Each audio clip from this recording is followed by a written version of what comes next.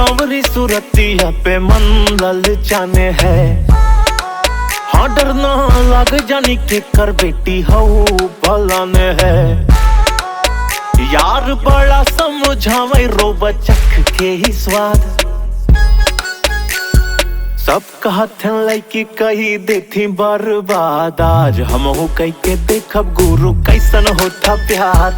सब कहते लड़की कही देती बर्बाद, आज हम हो कह के देखब गुरु कैसन होता प्यार।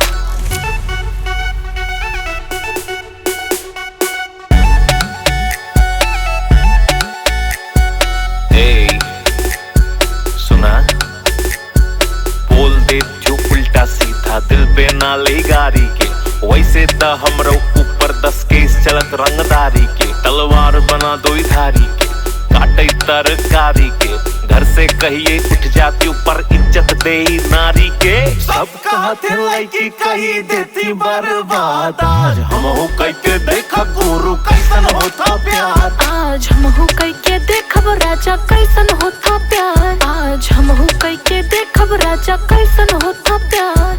सिंगर अनुराग पंडित।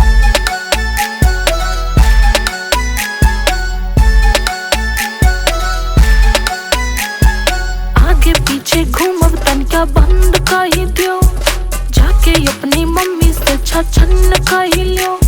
रही ना पैबो बिना चमेली के दे देबै जान, मम्मी पापा से कह के शादी अब डन कही दियो।